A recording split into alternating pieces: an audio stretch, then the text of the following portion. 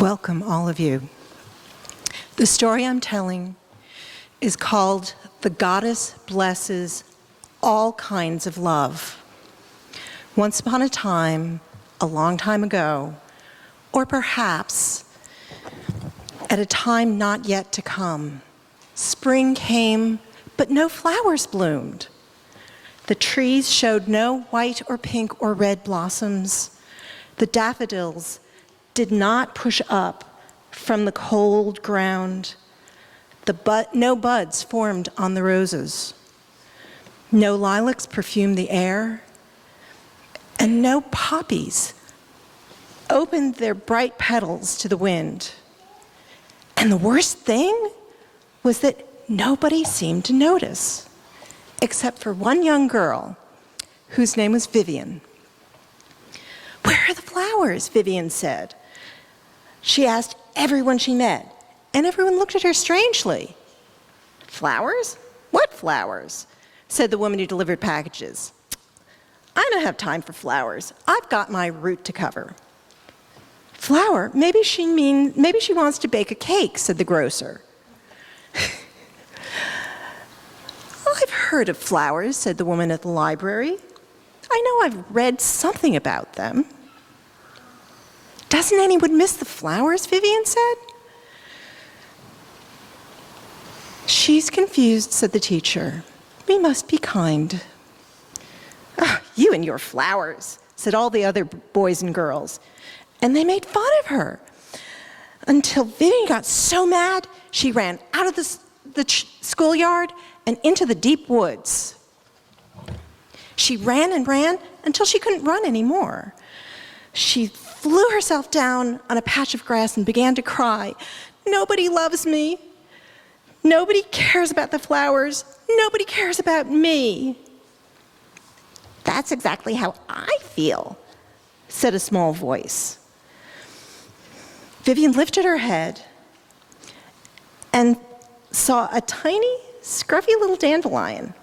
Its petals were tattered, its stem was bent, and it looked like it might collapse at any moment. But it was the only flower Vivian had seen all spring, and she was thrilled down to her toes. "Oh, dandelion, I'm so happy to see you. You are so beautiful." "Not really," said the dandelion modestly, but it perked up. "Why aren't there any flowers this spring?" Vivian said. "Well, nobody misses the flowers, so why should we bloom? Some kind of love has gone out of the world, and the earth spirits became sick, so the flowers disappeared. But with the right kind of love, you can call them back again." "What kind of love?" Vivian said. But the dandelion only said, "Do you really think I'm beautiful?" "I think you're gorgeous," Vivian said. The dandelion sighed. "Then I can die happy." It collapsed on the ground, and one by one its petals shriveled and faded. "Oh, poor flower," Vivian mourned. But now she knew what she needed to do. If she could just find the right kind of love, she could bring the flowers back. Vivian dried her eyes and went home. "Oh, Vivian, I was so worried about you," said her mother. "I looked for you everywhere," said her father. "Do you love me?" Vivian said. "Of course," said her parents. "I guess," said her brother. "Then help me bring the flowers back. Help me find the right kind of love." Her parents shrugged and raised their eyebrows, but they followed Vivian down into the town. Her brother rolled his eyes, but he came too. "Vivian, where did you go?" called the boys and girls. "I went to find the flowers, and now I know that if we can find the right kind of love, we can bring them back." "Flowers? All you think about is flowers," said one of the girls. "She's distressed," said the teacher. "We must be patient with her." So they let Vivian form them all into a circle in the center of town. They held hands and closed their eyes, but nothing happened. "The circle isn't big enough," Vivian cried. "We need more kinds of love." "I'll Look at my Uncle Donald and my Uncle Rick, said one of the girls. They love each other. Do you think that kind of love can bring the flowers back? Hooted one of the boys. We need all kinds of love, Vivian said. We don't know what kind of love is the right kind of love. I'll go get my boyfriend, said one of the older girls.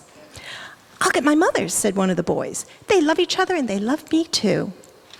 I love my job, said the woman who delivered packages, stepping into the circle. I make people happy by bringing them packages. I love my neighborhood, said the grocer, holding her hand. I love to read, said the librarian. I love my garden, said a tall man carrying a spade. I love my dog, said a small boy. Your dog? All the children laughed. You think your dog will bring back the flowers? My dog loves me more than any of you. So he ran home to get her. The circle grew larger and larger. It's still not big enough, Vivian said. No circle of love will ever be large enough to hold all forms of love, she heard a voice say.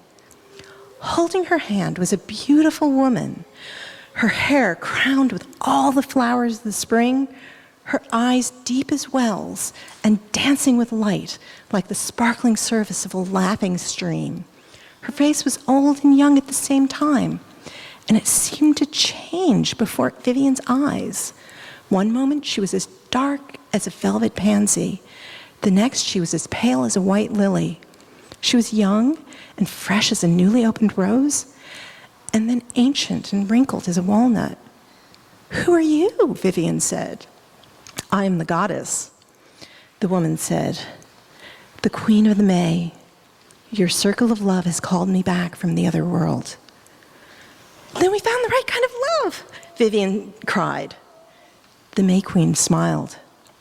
There is no one right kind of love, she said. The goddess blesses all forms of love. Whenever you gather together in a circle with love and trust, you call me. Then how do we bring the flowers back? Vivian said. Here's what you must do, the May Queen said. She pointed to the center of the circle, where a tall pole stood. My tree of life has become a dead stick, but you can bring it back to life again. Make a circle with your arms as if you were hugging the air. Vivian did, and found herself hugging a big silver ring. That's my circle of rebirth. Tie it to the top of the tree and set the pole in the ground. She tossed her hair, and from her hair, shining ribbons of 100 colors fell to the ground. Here are the different kinds of love. Everyone must take one and tie it to the ring of life. For each ribbon stands for a different kind of love. And without all of them, my circle is not whole. Take hold of my ribbons, dance around my tree of life, and wrap it in love. Then the flowers will bloom again. And so the people built a maypole and danced the maypole dance all through the day. And as they danced, white and pink and red blossoms popped out on the fruit trees. Daffodils and tulips pushed up from the ground, and buds formed on the roses. Lilacs perfumed the air, and poppies opened their bright petals to the wind. When the dance was over, the May Queen gathered all the children close to her. I must leave you now, she said, but the flowers will remain in all their different shapes and scents and colors to remind you to honor all forms of love. And because it was a child whose love brought me back, I will give you children 3 gifts. That many kinds of love will come to you, each in the right time. That you will be able to say yes to the love that is right for you, and that you will be free to say no to any love that is not right for you. For while all love is blessed, only you know what kind of loves are the right ones for you. Now I must leave, but every year when you dance the maypole, I will be with you, whether you can see me or not. For in that way, I am just like love. And then she disappeared. As the May Queen promised, the flowers remained through the whole summer. And ever after, when the spring came, the people danced the maypole with bright ribbons in honor of the flowers and all the colors of love. During fellowship hour, everyone is invited to dance the maypole dance in the grove. Blessed be.